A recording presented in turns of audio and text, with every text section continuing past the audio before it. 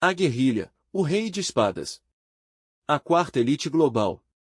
As três elites globais apresentadas por Olavo de Carvalho assumem posturas claras em sua busca pela hegemonia global. Por tal razão, evitar o termo globalista, nos artigos, a elite financeira, eurasianismo e califado, não foi mero acaso, uma vez que, embora a elite financeira e intelectual seja conhecida amplamente como globalista, justamente pela sua forma de se inserir na sociedade, permeando através do poder econômico e da cultura, sem dissociar uma da outra, torna-se uma força que caminha pelas sombras, buscando impor suas teorias ao aço que negam sua existência, fazendo com que os mais desavisados acreditem que determinadas políticas como a ESE surgem de forma orgânica, quando é evidente que sua construção é orquestrada por um centro nervoso, o qual podemos denominar com Torre de Marfim. Tenho um texto sobre esse assunto. Ao chamar a elite financeira e intelectual de globalista, o que por vezes o próprio Olavo de Carvalho fazia, associa-se tal elite à sua forma sorrateira de tomada do poder, pois, a maior arma de tal força é a criação de um governo global que não se submeta ao escrutínio, ou seja, não preste contas de suas ações aos indivíduos. É fácil exercer o poder quando não se pode ser questionado ou cobrado por suas ações e a elite financeira e cultural pretende fazê-lo através de governos supranacionais não eleitos, haja vista que alimenta a crença de que há uma necessidade de um poder maior, capaz de impor barreiras e conduzir toda a humanidade à salvação. Por isso, tal elite foi relacionada ao naipe de copas, que traduz a fé dos indivíduos, não no sentido ideal da palavra, mas no sentido de uma elite que dissuade através de crenças artificialmente inseridas no imaginário da sociedade, em especial, o relativismo. Olavo de Carvalho batizou a tal grupo como elite financeira e intelectual justamente por saber que as demais também possuem características daquilo que podemos chamar de globalismo. Em síntese, temos os globalistas em sentido estrito, que é a alcunha dada à elite financeira e intelectual, bem como os globalistas em sentido amplo, uma vez que eurasianos e jihadistas também pretendem impor um governo global. Os jihadistas acreditam na criação de um califado, no qual o Islã reinará sobre toda a terra e por isso, não podem ser ignorados como uma elite globalista, posto que, através daquilo que consideram como uma estirpe nobre herdeira do profeta Maomé, transliteração de Muhammad, por isso, tal elite for associada à nobreza do naipe de ouros. Por sua vez, os eurasianos também pregam, através da teoria de Alexander Dugin, que a chamada Mãe Rússia deverá guiar os homens a um futuro melhor, apontando que os povos do centro da Terra devem seguir o chamado de liderar a humanidade e afastar o poder daqueles que ameaçam sua hegemonia. Não somente a Rússia, mas China, Irã e mesmo a Alemanha teria papel fundamental na condução história, uma elite que considera a linhagem como um fator essencial, alimentando-se da longínqua rivalidade entre Ocidente e Oriente. Por tal razão, foi representada pelo naipe de paus, que simboliza o povo como centro. As três elites são globalistas à sua maneira, buscando subjugar todo o mundo aos seus propósitos, todas se associam e se repelem à medida que consideram a outra, respectivamente, como parceira ou rival. Cabe observar que tal efeito não é algo estático, como por exemplo, uma elite se aproximar da outra por comungarem de ideais ou rechaçar uma terceira que almeja o poder total, tendo em vista que, como as três anseiam o controle absoluto, a aproximação tem o condão de aproveitamento momentâneo e a rivalidade está na natureza das três, sendo, portanto, ignorada conforme a necessidade em superar algum obstáculo.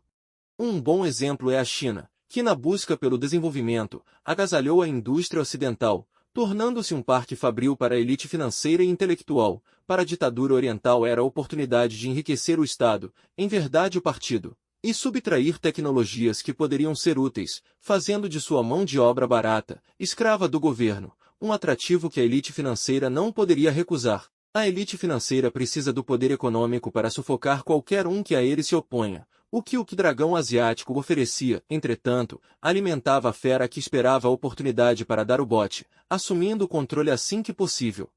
Outra parceria entre elites é o caso do abastecimento energético da Alemanha pela Rússia, através da rede de gasodutos Nord Stream, termo que aqui abrange os dois gasodutos. O sistema abastecia um país da União Europeia e flagrantemente inclinado às políticas da elite financeira e intelectual, dominante no Ocidente, com gás advindo da potência eurasiana, permitindo que a Alemanha pudesse levantar a bandeira da energia limpa frente aos países emergentes.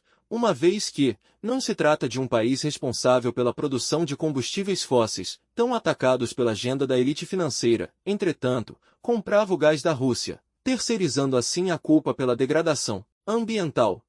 De forma resumida, o governo alemão, ciente de ser incapaz de cumprir as regras que pretendia impor aos demais países, transferia para a Rússia o fardo de ser um grande vilão ambiental em troca de considerável soma, por sua vez, o país eurasiano, despreocupado em relação às políticas ditas ambientalistas, recebia de bom grado tais valores.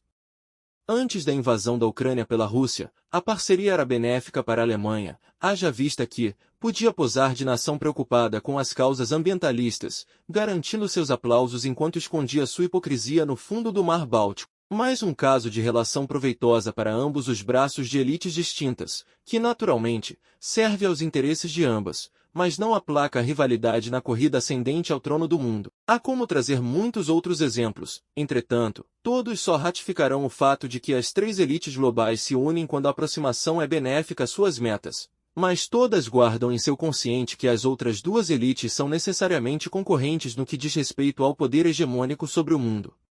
Emerge então aquilo que chamaremos de quarta elite global ou subelite global, considerando que está abaixo das demais, gozando de menor independência e reconhecimento, por isso, precisa curvar-se constantemente às já consolidadas três elites estabelecidas no topo do mundo. Enquanto as três elites globais se associam para aniquilar quaisquer ameaças e lutam pelo controle absoluto do poder, a quarta tenta se colocar ao lado das demais, buscando obter o poder de barganha ao passo que se utiliza dos métodos aplicados por aquelas. Sendo uma força em ascensão, não por mérito, a quarta força é a guerrilha que ocupou as trincheiras deixadas pelos demais que se ocupavam em manter suas bases estratégicas e avançar suas agendas. Tratando-se de uma força bem mais amorfa, que, marginalizada no cenário geopolítico, alcançou o poder pela força do caos. Por isso, seus soldados da nação formaram a nefasta tropa da destruição que permitirá a revolução, sendo o exército bestial e desorganizado que se harmoniza de forma muito mais inconsciente que as demais elites e, por isso, tão perigoso. Nada melhor para representar uma força aparentemente caótica com metodologia multifacetada, empregando elementos das demais elites que compreender como proveitosos a sua intenta. Uma elite que se porta com vassalagem perante as demais, almejando seu lugar no topo do mundo e sem saber como fazer para ocupá-lo, deixando-se, portanto, ser guiada por líderes translocados ou pela massa céfala que absorve narrativas inconstantes com base na ilusão da verdade, método defendido e utilizado por Joseph Goebbels na propaganda nazista, por isso, a necessidade de controlar a difusão de informações. A elite da guerrilha, que melhor se explica como Lumpenguerrilha, merece ser representada como um exército do caos, perigosos, intimidador e despudorado, portanto, nada mais adequado que o naipe de espadas, uma vez que tratava das milícias medievais. Lembrando que a guerrilha não conta com o maior poderio militar oficialmente constituído, todavia, arregimenta de forma indireta um número incalculável de guerrilheiros. Os três mundos. Os revolucionários precisam criar uma relação opressor e oprimido para justificar que um grupo, que se identifique como membros da segunda parcela clame pela intervenção de líderes para suprimir os excessos daqueles que consideram seus algozes. Trata-se de uma estratégia de convencimento para que os indivíduos aceitem a liderança dos revolucionários, tolerando suas medidas autoritárias em nome da luta contra um mal maior. A armadilha consiste, justamente, em colocar-se como salvador contra algo que pode ser criado pela narrativa. O lobo faz com que as ovelhas tenham medo do cão-pastor, levando-as a uma rebelião contra aquele ser dotado de presas na qual o lobo será o líder da nova luta. Entretanto, as ovelhas ignoram que o lobo possui presas e, diferente do cão-pastor, pretende fincá-las em suas carnes.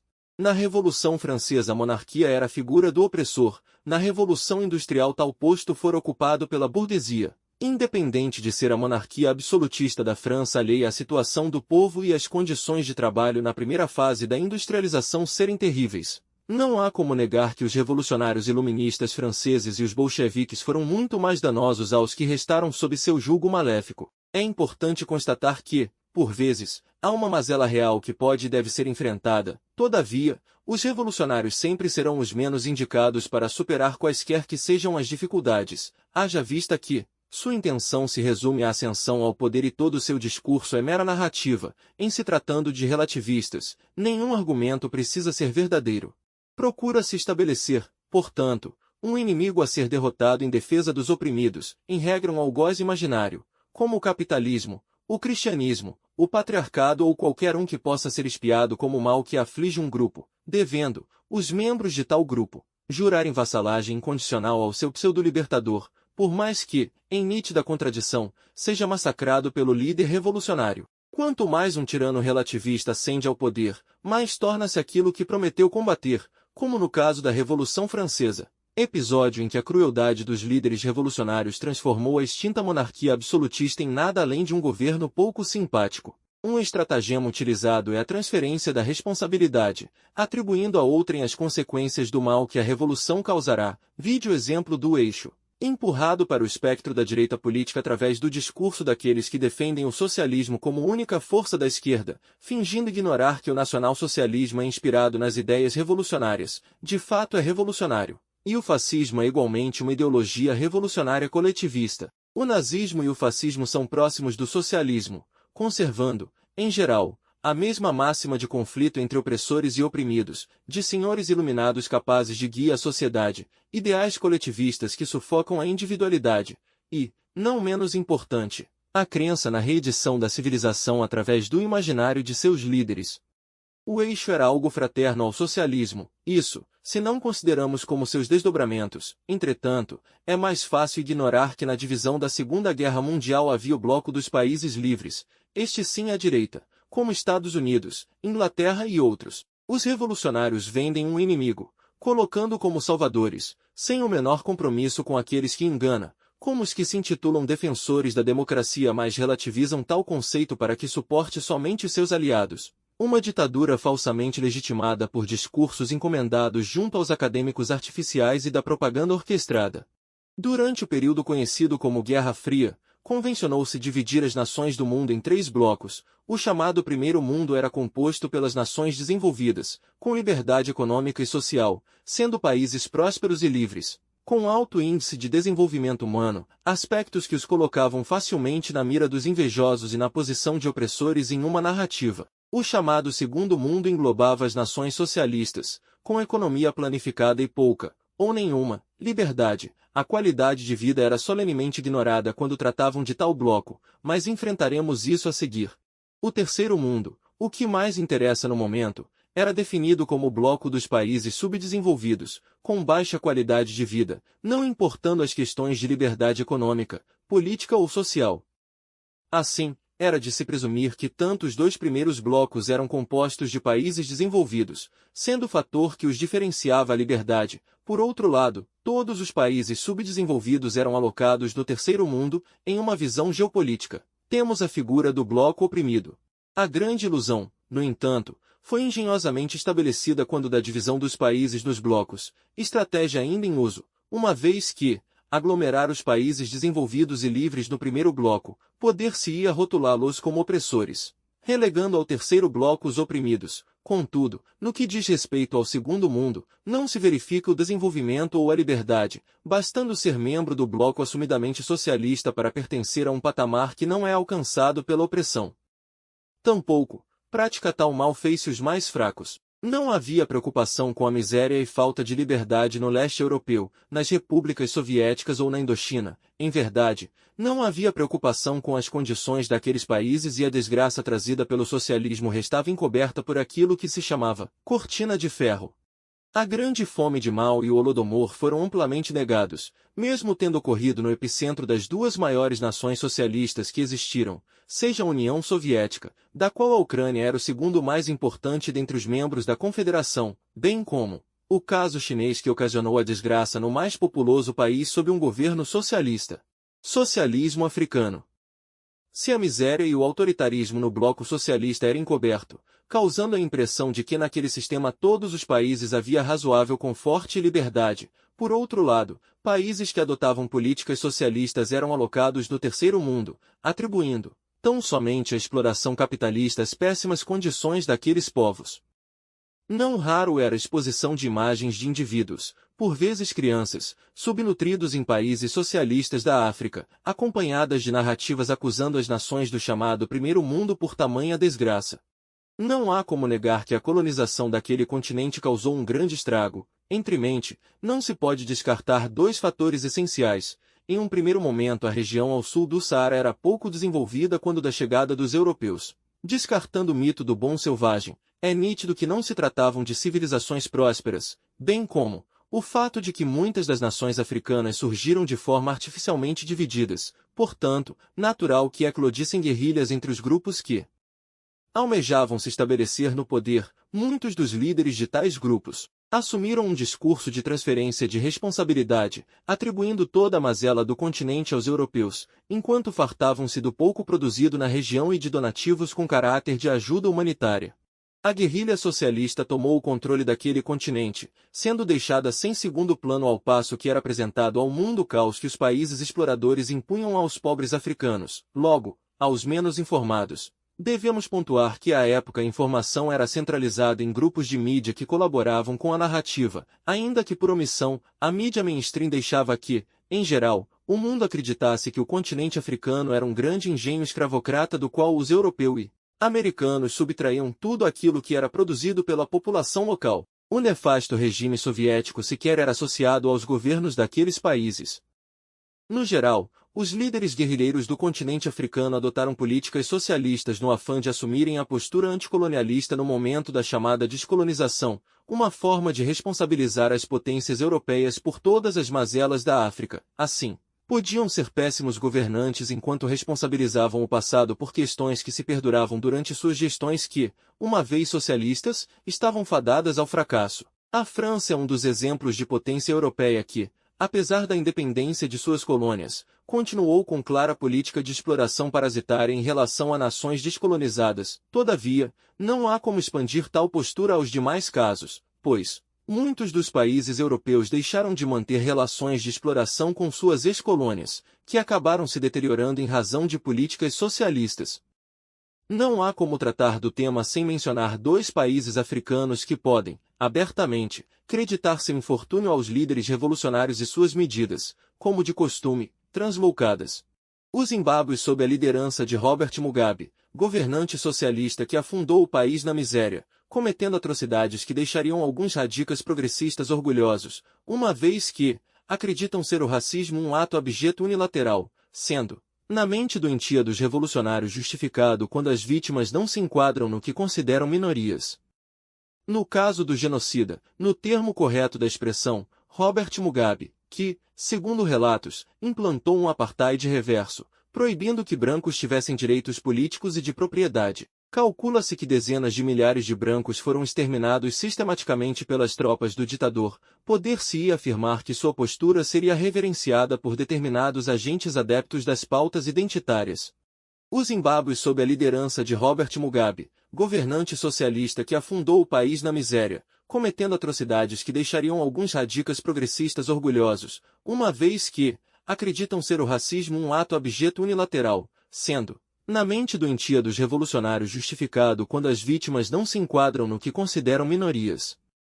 No caso do genocida, no termo correto da expressão, Robert Mugabe, que, segundo relatos, implantou um apartheid reverso, proibindo que brancos tivessem direitos políticos e de propriedade. Calcula-se que dezenas de milhares de brancos foram exterminados sistematicamente pelas tropas do ditador. Poder-se-ia afirmar que sua postura seria reverenciada por determinados agentes adeptos das pautas identitárias. Narcossocialismo latino-americano. Os países latino-americanos também foram enquadrados no bloco dos subdesenvolvidos. De fato, deveriam ocupar tal posição, uma vez que, pouco industrializados, empobrecidos e com pouca liberdade econômica e social, não caberia outro enquadramento durante o período da Guerra Fria. A grande maioria era governada por coalizões militares ou ditadores com inclinações de resistência ao socialismo soviético, não por afeição aos Estados Unidos, mas pela dependência econômica em relação ao país norte-americano.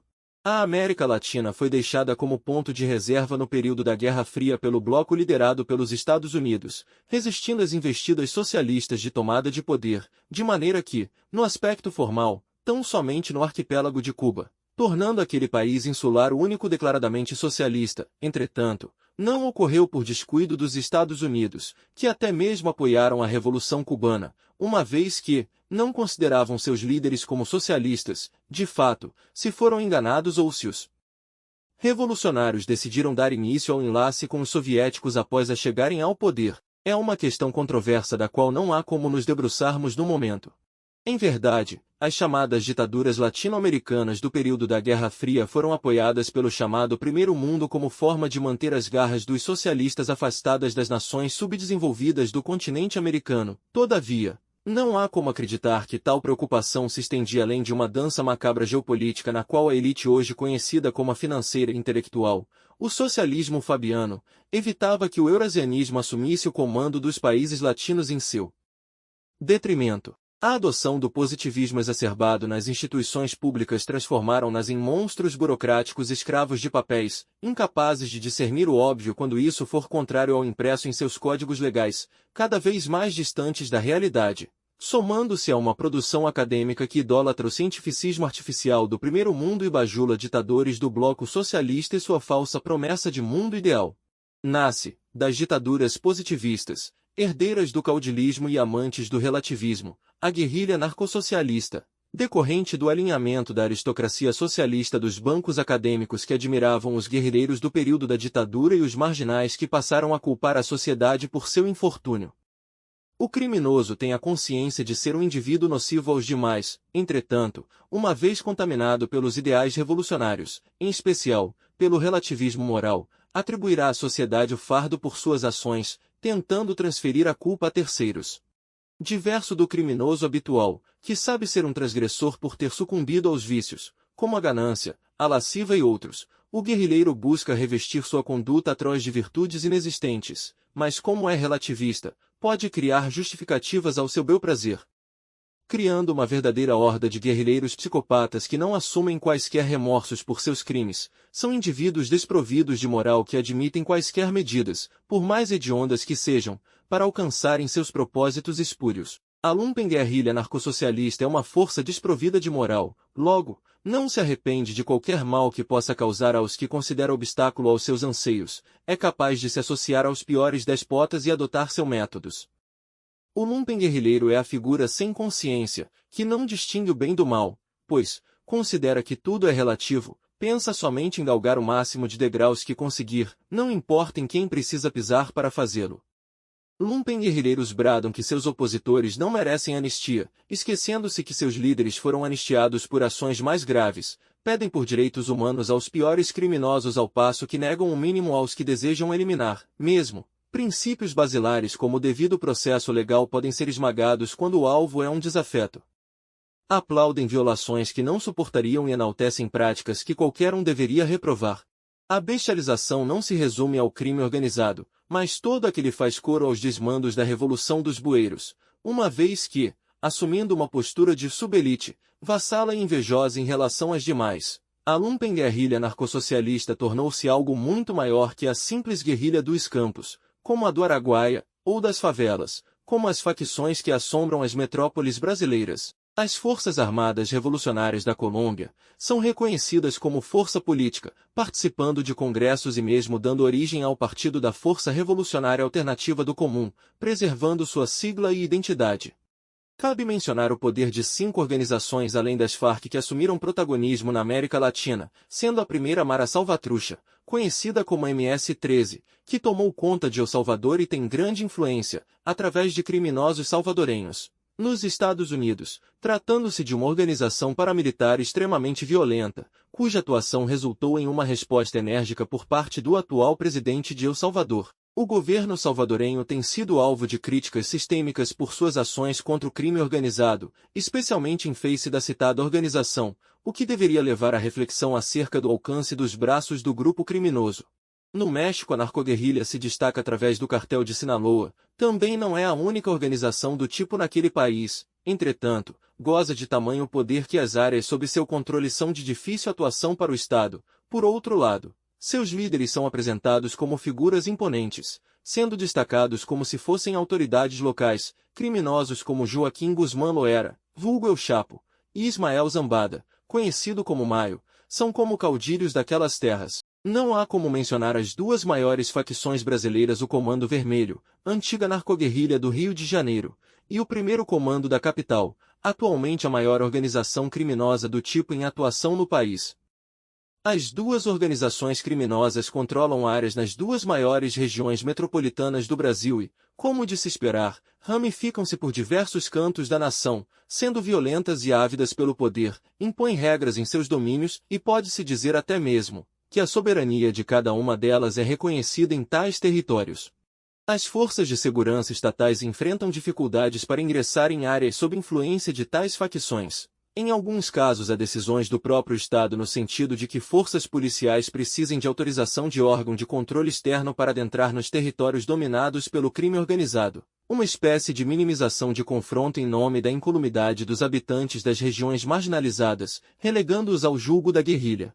A última, porém mais espantosa, entre as narcoguerrilhas latino-americanas é o não tão conhecido Cartel dos Sóis, nome original Cartel de Los Soles, que recebe tal nome em clara alusão às insígnias dos militares venezuelanos. É a organização criminosa que se confunde com o próprio governo da Venezuela, haja vista que não se trata de uma narcoguerrilha paramilitar, por ser, supostamente, liderado por militares de alta patente daquele país. Logo, seria uma espécie de narco-estado que tem em sua estrutura, de forma não tão velada, integrantes da organização. O próprio presidente Nicolás Maduro é acusado pelos Estados Unidos de integrar o Cartel dos Sóis.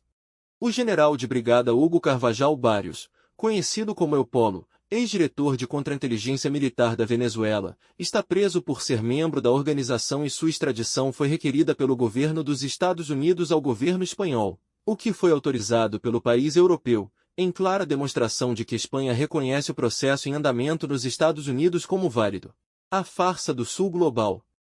Com a queda da nada saudosa União das Repúblicas Socialistas Soviéticas, marcando o fim da Guerra Fria, a divisão em 3 blocos na forma concebida por Alfred Salvi caiu em desuso, justamente pelo fato de que as nações socialistas não tinham mais a cortina de ferro para encobrir a miséria e falta de liberdade, de maneira que outra forma de divisão deveria ser estabelecida. Há quem ainda use os termos cunhados pelo economista francês, mantendo no chamado primeiro mundo os países desenvolvidos e no terceiro mundo os subdesenvolvidos, ressignificando apenas o conceito de segundo mundo para países emergentes. Todavia, a nomenclatura mais aceita é os termos que os definem. Sendo assim, a atual divisão trata apenas como países desenvolvidos, emergentes e subdesenvolvidos. A nova apresentação considera que o Brasil, por exemplo, tratando-se de um país emergente, figura junto com a Rússia e, acreditem, a China, segunda maior economia do mundo que é tratada como emergente, seja por considerarem fatores como a qualidade de vida ou renda per capita, afastando, convenientemente a ditadura da imagem de país desenvolvido, explorador e, por consequência, opressor. Nota-se que os países desenvolvidos continuam praticamente os mesmos, todavia, a China não foi inclusa em tal grupo, mesmo sendo a segunda maior economia, tendo grande capacidade industrial e tecnológica e praticando o expansionismo desenfreado. Difícil saber se o país é considerado como emergente por mera liberalidade ou pelo fato de que uma ditadura socialista, por mais rico que o Estado seja, continua sendo uma nação em que o povo não aproveita da riqueza, servindo como massa aos membros do partido. O importante é verificar que a China, bem como a Rússia não poderiam figurar entre os países que podem ser apontados como exploradores, não sendo observados como opressores. Surge então mais uma narrativa doentia para criar uma espécie de conflito entre nações oprimidas e opressoras, uma farsa chamada de Sul Global, termo que ganhou notoriedade após ser usado em um discurso da ex-presidente Dilma Rousseff em cerimônia de posse à frente do Banco dos BRICS, tentando justificar a existência de uma aliança entre os países que compõem a sigla. Evidente que o conceito de Sul Global não é uma invenção da ex-presidente e ela, de fato, quis tratar do tema. Entretanto, é preciso apontar para a desonestidade dos defensores de tal teoria, explicando através da premissa dos que criaram tal termo para, posteriormente, apresentar a contradição e o motivo de ser uma narrativa doentia com fundo unicamente ideológico. Segundo Lumpesinato acadêmico, força idealizadora do conceito de Sul Global, trata-se de uma divisão de países essencialmente do hemisfério sul, todavia, não se resume a uma divisão geográfica entre hemisférios, sendo uma divisão geopolítica, entre países tradicionalmente desenvolvidos e opressores ao norte e oprimidos ao sul, mesmo que os pontos cardeais sejam apenas metafóricos, de maneira que a Coreia do Norte, mesmo estando no hemisfério norte, pertence ao Sul Global, enquanto a Austrália pertence ao Norte Global. Trata-se de uma visão social, economia, cultural e até mesmo histórica. A divisão, no entanto, é totalmente desonesta, haja vista que, por se tratar de um conceito relativista, permite que as fronteiras entre Norte e Sul sejam livremente movimentadas conforme os anseios daquele que se aproveita da narrativa. Logo, a China, mesmo sendo a segunda maior economia do mundo, figura no lado sul e o leste europeu, massacrado pelas políticas socialistas ao lado norte. O lumpesinato acadêmico, valendo-se de um conceito abstrato sem quaisquer critérios além de seu desejo, conseguiu tratar os países da extinta Iugoslávia como privilegiados em se comparando aos Emirados Árabes Unidos.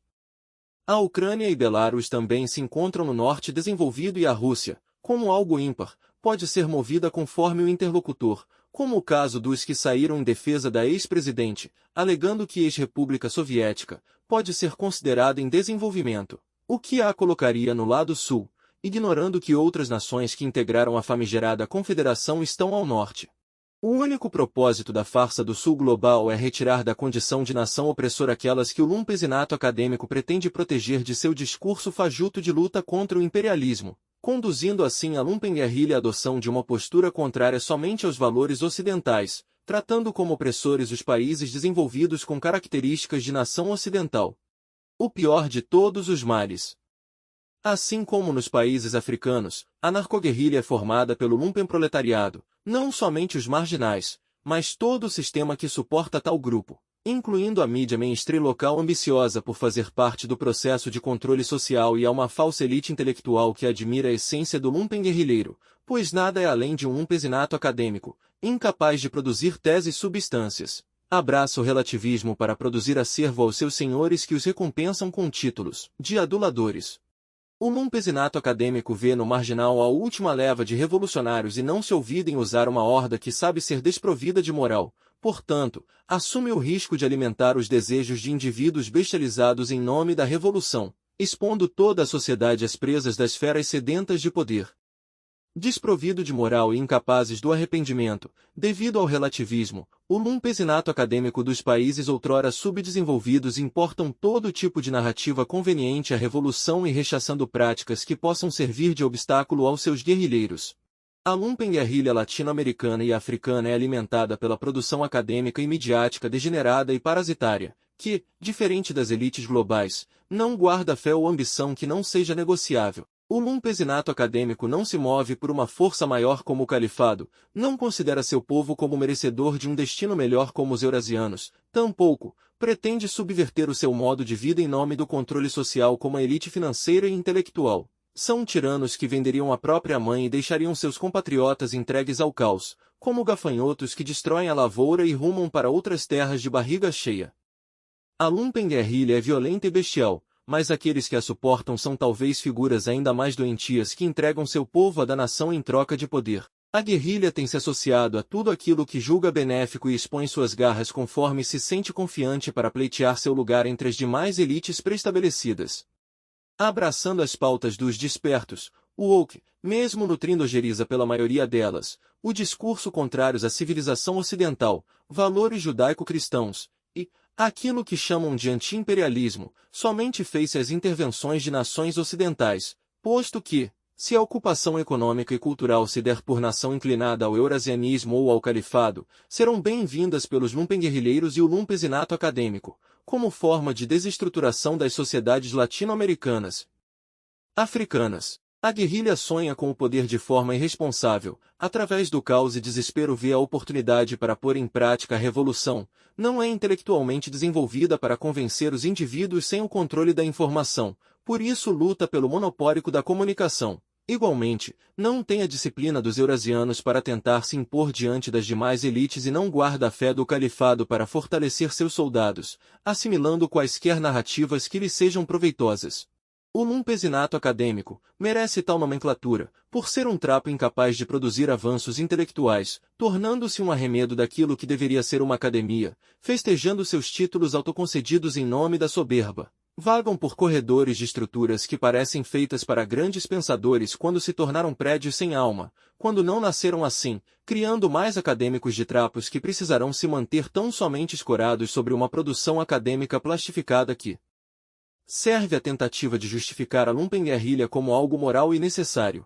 Os artífices da degeneração sonham com um mundo no qual a sua força permita corromper ou eliminar todo aquele que não comungue de seu desprezo pela realidade e a moral.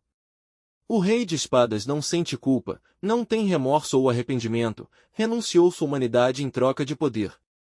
Artigo do autor Leandro Costa publicado na revista Conhecimento e Cidadania volume 3 número 40.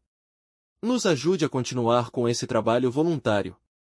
Participe do financiamento coletivo Chave Pix 49610006@vaquinha.com.br